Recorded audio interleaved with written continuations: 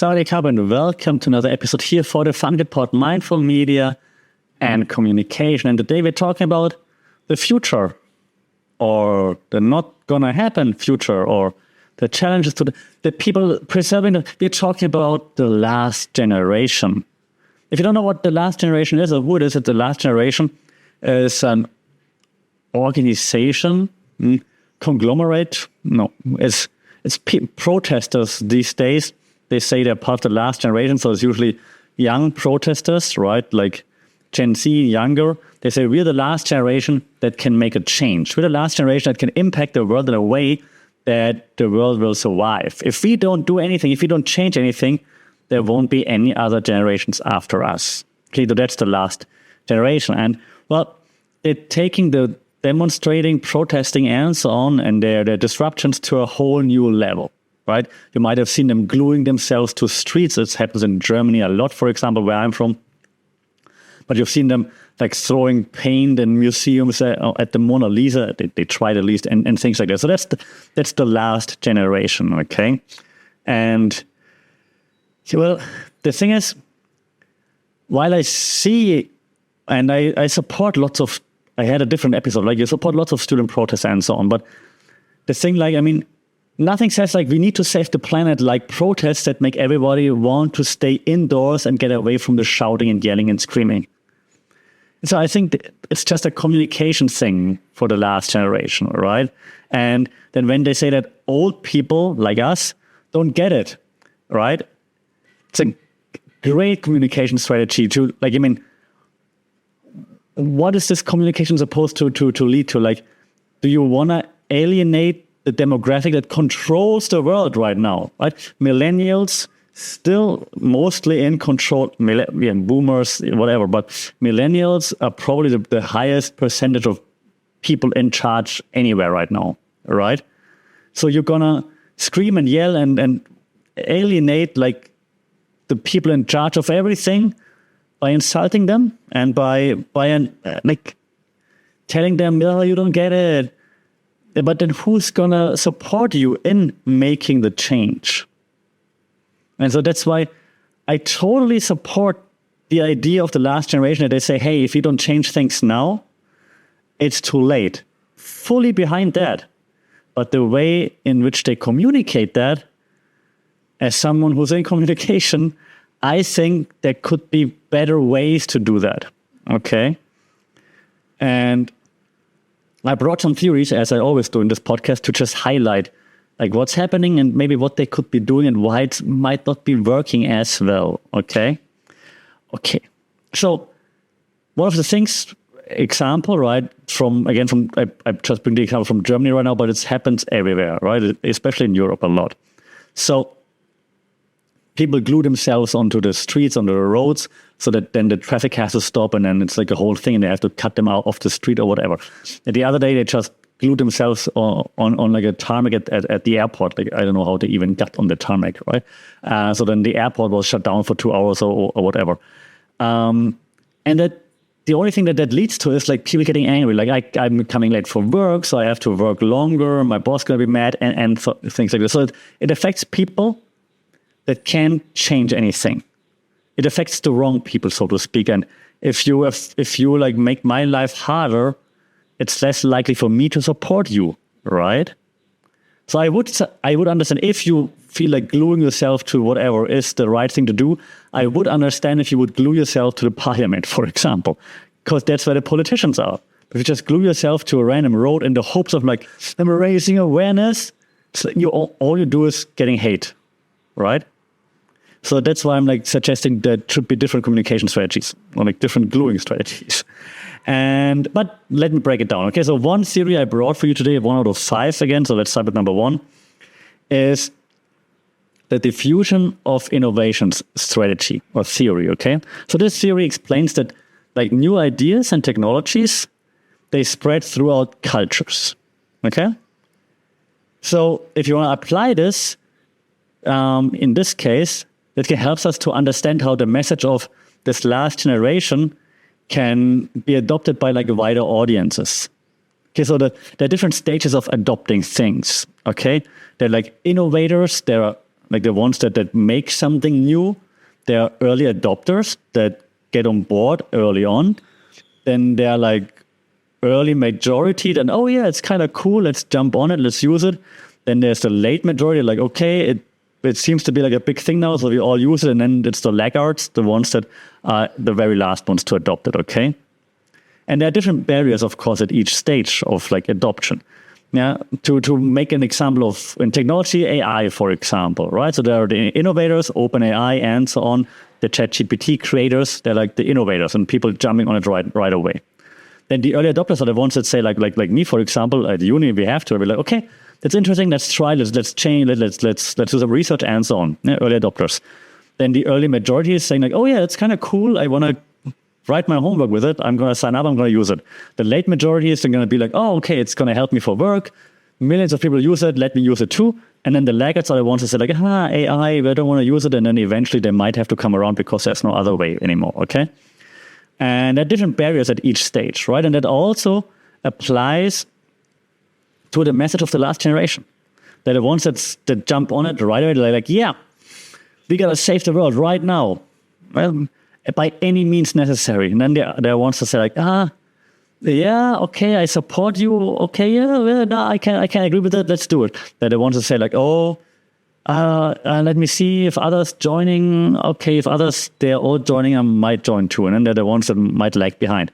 And the thing is, I don't think that the last generation will ever reach that stage of the late majority to support them because of just how, well, for lack of a better term, much of an annoyance they become to a wide majority of the people. Okay. What could, for example, what usually when there are new things happening, right? What exaggerates or accelerates the diffusion process is usually having like KOLs, influencers, and so on, like on your side. With the last generation, it's very hard to find someone with like a wide reach to actually be supportive because of the annoyance that they usually present. Okay. So you want like a change agent, yeah, someone that amplifies your voice, that leads to a wider change, that gets like a huge audience, at least the eyes on you, and then maybe even some engagement. And this, I think, is lacking here simply because so many people are being affected that shouldn't be affected because they are not the right audience to be affected.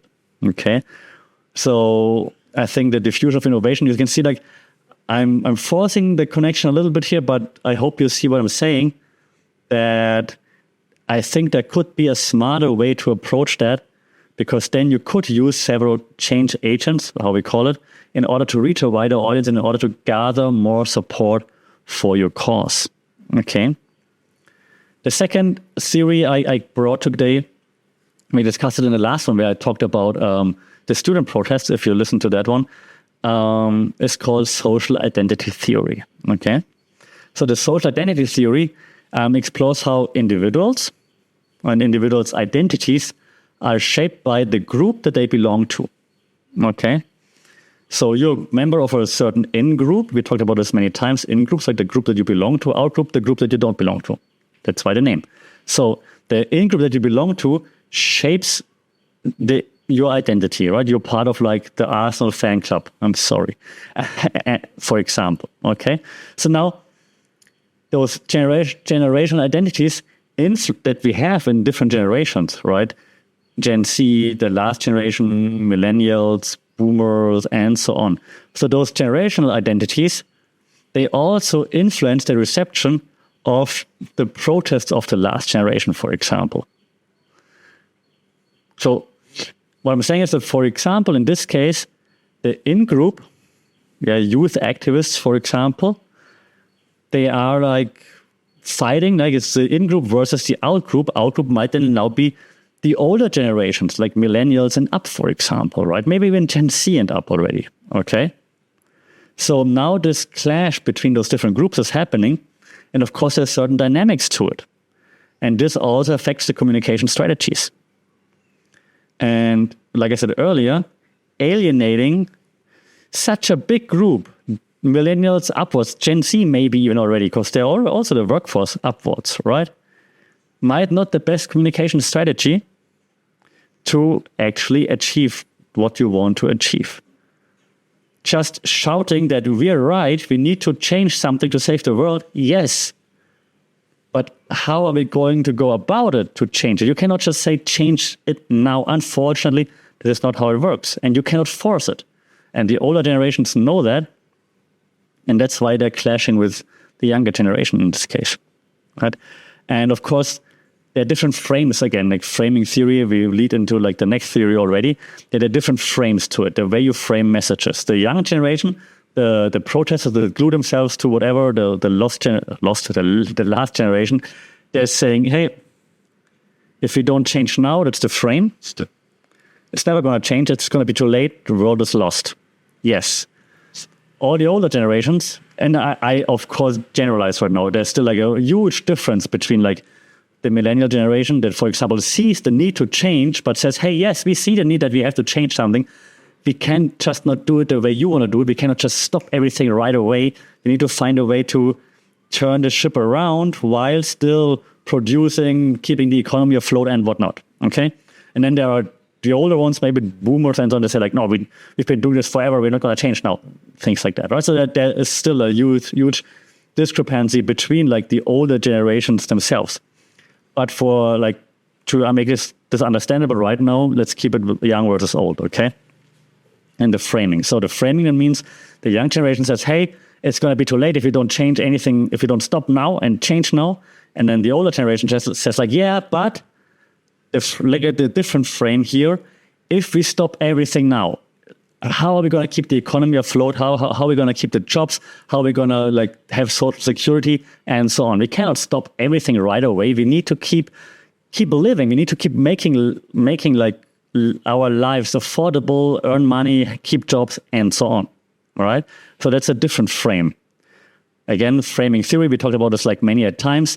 The framing theory looks into like how media frames influence like audience perception, and how the way the audience interprets certain things, right?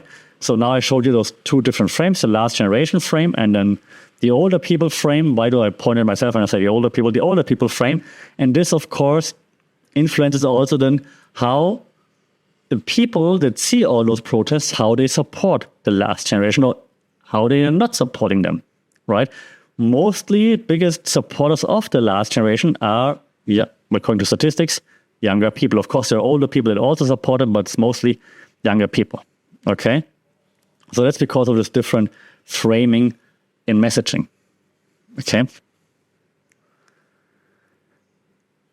What I think they could do better in framing, by the way, just to also give some advice, maybe, even if you don't want to hear it from an old person, but if you would emphasize your communication approach, and you would emphasize more on like moral responsibility for future generations, not just yell at them like you're killing everyone, but more like, hey, you've got a moral obligation to keep the world alive and to maintain that world for future generations because, or highlight like tangible impacts of climate change rather than just being like, you destroy everything. I think that could be a better idea.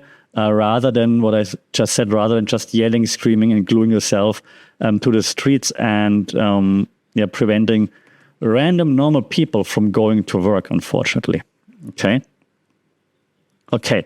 I have a second one that I want to talk about in just a second. Then there's this other theory I would like to explain. I'm going to slow down a little, even though we talked about it before, but not as many times as the framing. It's called ELM, if you remember that one. Teacher at work. Elaboration likelihood model. We talked about this, I think, maybe 3-4 times before, okay? So the ELM, elaboration likelihood model, explains the dual routes of persuasion, if you will. And there's the central route, depending where you're from. The central, I'm just going to say like American, I think, like route, right? The central route, like deep, thoughtful processing. So if you want to convince someone, you're like, okay, I make some very good points that are thoughtful. You like have to think about it. Like, oh yeah, okay, makes sense, I understand. So that's the central route. And then there's the peripheral route, okay? The shallow, the heuristic processing. So it's like it's a peripheral vision, so to speak. So you see it on Instagram, Facebook, TikTok, whatever, and you're like, oh yeah, right, okay, you have to change something, whatever. And it's just, you see it over and over again, and you're like, oh yeah, I saw it on TikTok. Exactly. That's how we have to tackle climate change, for example, right? So I think that the last generation, they can craft like messages that appeal to both routes, whatever. So to ensure that their communication is persuasive to like a broad audience. And to do this, like to be persuasive, you need those two routes to come together. Okay, you need those deep, thoughtful thoughts. You have to make points backed by science and I know economics, whatever. You say, no, if you change this now, economics will not suffer as much as you say that it will. We have the statistics, we have the numbers to show that. Look at this. And then people go like, oh, wait, let me see. Oh, that's actually a good point. Maybe we can try.